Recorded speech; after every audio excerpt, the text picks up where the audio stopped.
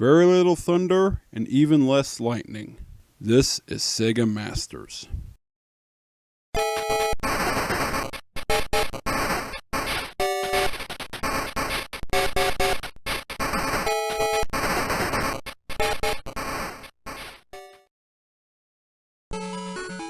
As we continue our march through the Master System releases during the critical 1988 holiday season, today we're looking at Thunderblade, another in Sega's many home conversions from their coin-op stable. Unfortunately, this episode sees Sega revert back to a few old habits, since it's another of their Suer Scailer behemoths they attempt to squeeze into a Master System cartridge, once again letting their ambitions overcome their reasoning. Throughout the latter half of the 1980s, Nintendo was remaking the video game industry and changing the rules along the way. Thanks to the success of their home franchises such as Super Mario Bros. And The Legend of Zelda, many of the other video game publishers were following suit by crafting original titles made exclusively for the consoles, and causing arcade conversions to become less of a selling point for home systems. This especially became a necessity as arcade hardware was becoming increasingly powerful around this time, and as a consequence it was getting harder and harder for the consoles to provide arcade-perfect experiences in the home. Sega in particular was stuffing truckloads of scaling, rotating sprites into their latest arcade machines, such as Afterburner as we see here. Sega would then follow it up with Thunderblade, which, as the silhouette on the title screen suggests, lets you take the controls of a combat helicopter. Get to the chopper! Naturally, Sega released the game in a deluxe sit-down cabinet made up like a chopper cockpit, complete with a flight yoke, a throttle, and even a pivoting seat. At its core, Thunderblade is another blastathon where you pilot your attack chopper to turn back an invading army of some sort, but it actually changes things up by starting each level with an overhead view instead of the 3D viewpoint the other Suer Scailer games were known for using. The 3D visuals are quite impressive thanks to the clever use of layered tiles moving at different speeds, which gives the illusion of depth in a strictly 2D game without any fancy use of polygons. You also have the ability to raise and lower your altitude and change your speed, resulting in more smooth animation. After you fly for a short distance, the game seamlessly switches over to a behind the chopper view and basically becomes Afterburner in a helicopter, throwing more enemy vehicles onto the screen for you to waste, while giving you more impressive scaling for your eyes to feast upon. Many sources have suggested that Thunderblade was heavily inspired by the 1983 action movie Blue Thunder, starring Roy Scheider and Malcolm McDowell, and featuring a very similar theme to Sega's arcade game. Though nobody from Sega has ever confirmed nor denied this idea, the commonalities between the two are hard to ignore, especially since the arcade's title screen is really a digitalized still from the film. Regardless of its inspiration, Thunderblade was another modest success for Sega in the gaming halls, and they deemed it worthy of a conversion to the Master System, still feeling home versions of their coin-op hits were their best chance for their console to compete with the NES juggernaut, regardless of whatever technological restrictions they would have to ignore. Now, as you can imagine, it's one thing to port an arcade title such as Shinobi to the Master System, since that coin-op didn't contain all the graphical tricks of the Suer Scailers and featured mostly console-like gameplay. It could translate easily to a home platform with minimal sacrifices. Trying to fit an arcade titan like Thunderblade onto their overmatched console is a whole other matter entirely. All you have to do is look at Sega's previous effort at a Suer Scailer conversion, Afterburner, which we did back in episode 50. The Master System version certainly tried its hardest to provide a worthy approximation of the arcade game for the home audience, but despite being on a 4MB cartridge, the console's limitations prevented the game from replicating the coin-op's intense gameplay or visual effects, which in reality were covering up what was a rather basic no-frills shooter at its core. Sega also didn't make up for the losses by adding any console-exclusive bonuses or features to give the action the substance it needs to feel more comfortable on a home platform. Thus, we're left with a pale imitation of the original that doesn't succeed as either an arcade port or a console game. Sega's home port of Thunderblade for the Master System unfortunately sees them repeating many of those same mistakes trying to fit the game into a 2MB cart. The stages are essentially the same as the arcade version and even start with an overhead segment, but But as you can see, these levels have been completely stripped of their 3D effects for this conversion, and what's left plays out like a rather ordinary vertical shooter. You still have your machine gun to pick off the enemy aircraft and air-to-surface missiles for the ground-based tanks, yet your ability to adjust your altitude is missing, confining you to a single 2D plane, and the throttle to change your speed has also been omitted, though you can move your chopper around the screen, which scrolls automatically. Even the landscape you're supposedly flying over looks flat and lifeless while sporting some rather drab colors. The only hint of depth is a lazily programmed shadow that follows your chopper around and doesn't even change shape when you hover over a building. Also, your foes don't show much in the way of intelligence. Most of the helicopters you encounter don't fire any guns, they mainly fly by in the same handful of formations trying to take you out kamikaze style, while the tanks do little more than shoot at you. Eventually you conclude this short segment, and just like the arcade version, you switch over to the behind the chopper view to continue the battle.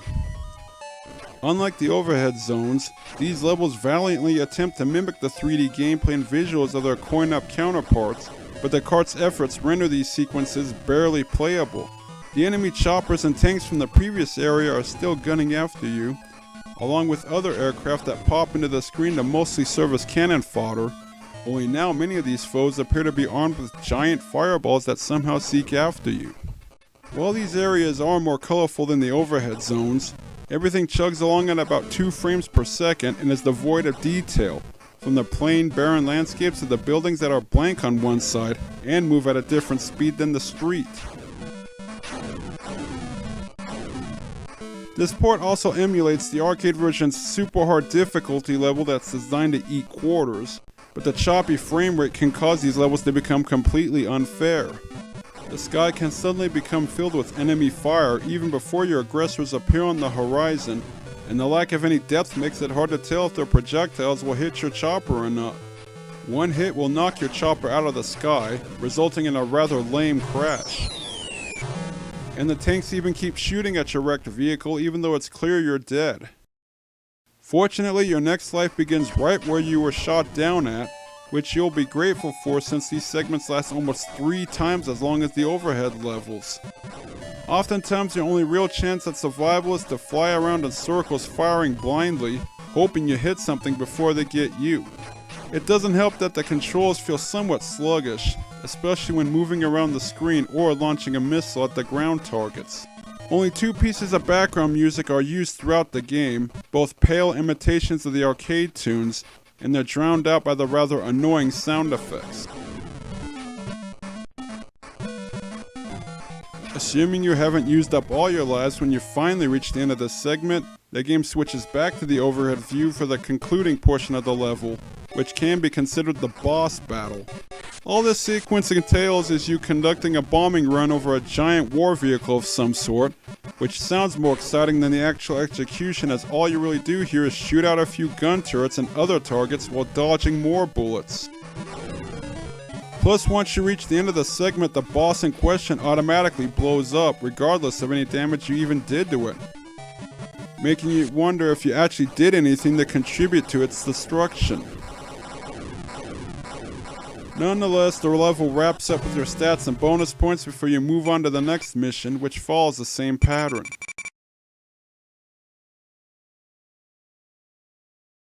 The second stage takes place in this barren wilderness, and that's followed by a river and an oil refinery, though the bosses are in a different order than the arcade version. While Thunderblade does faithfully follow the basic structure of the coin-op, it's clear too many sacrifices were required to have the home version even remotely resemble its arcade parent, both presentation-wise and gameplay-wise. Yet at the same time, this cart also represents an opportunity Sega failed to take advantage of to still produce a decent title for their console. The overhead levels do come off as boring and generic after losing the 3D effects that made them so special in the first place, but they are still playable for the most part, especially compared to the frustrating messes that are the behind the chopper areas. Sega could have easily remade the game into a fun 2D shooter by mixing in some power-ups or other console-exclusive features which would have more than compensated for the cuts that were made. It's not like Sega hadn't followed that path before. When Enduro Racer, another Suer Scailer title, made its way to the Master System the previous year, Sega chose to refashion it into something more suitable for consoles instead of attempting a straight-up port. Granted, that car had a few disappointments of its own, but still played like it belonged on a home platform while carrying on the spirit of its arcade parent. Instead, Sega was seemingly content to do the bare minimum for Thunderblade without adding anything to replace what they left on the cutting room floor. Things get especially insufferable in the second 3D segment, which forces you to fly through these caves and dodge the stone pillars within them for whatever reason. Sadly, there's no throttle or air brake to slow yourself down and make this task actually doable. You're stuck having to zoom through this section at breakneck speed, all while the choppy scaling and the stripes constituting the floor and ceiling make it difficult to concentrate on what's going on. The outside sections of this level aren't much to look at either, with their ugly combination of colors for the landscape. And you still have enemy vehicles continuing to throw ludicrously curving shots at you at a more intense rate, even ambushing you while you're trying to survive in the caves. These levels can be overcome with lots of practice and memorization, but all the repeated deaths that cause you to break your controller in anger will quickly drain your resolve to the point where you won't care about what happens at the end, which admittedly isn't much. The fact is, the lengthy segments and extreme difficulty feel like an attempt to cover up for the game's rather short length, as Thunderblade only has 4 stages with very little reward for your perseverance, which is also true about the arcade version. While the arcade original will let you throw more quarters into the machine to extend your session, the home version only grants you 3 lives to complete your mission, along with a cheat code that enables you to continue but can only be used twice. The action culminates in a battle against the enemy fortress, which is impossible to destroy at the end of the last level. Should you somehow succeed in blowing up the fortress, all you get is a simple picture of a sunset and the words "The End" before getting booted back to the title screen. Any way you look at it, Thunderblade on the Master System is a total wash, failing as an arcade port while containing nothing to interest console gamers. At least Afterburner and Space Harrier each had some playability to them. This card only offers dull, choppy visuals and frustrating repetitive gameplay that leave you feeling Sega just phoned in this conversion, hoping the name alone would sell it. The really sad part is Thunderblade wouldn't get the home port it deserved for a number of years. The only other version of the arcade game released for a Sega console was Super Thunderblade, which came out the following year on the Genesis as one of its launch titles in both regions. Despite the name, it was simply a remixed version of the arcade game and also fell well short in its bid to bring the coin-op machine home.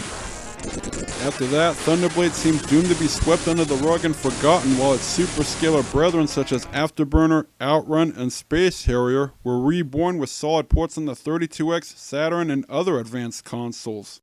It wasn't until 2015 that Thunderblade finally got a worthwhile home translation thanks to Sega and M2 when they released a conversion for the Nintendo 3DS that not only faithfully recreates the arcade original in all its super scaling glory, but also offers plenty of new features. Thus, there's no reason to ever play the Master System version of Thunderblade. Even if you ignore comparing it to the original, there are better 2D shooters on the console that offer far more enjoyable than this card. Thunderblade gets grounded before it ever really takes off.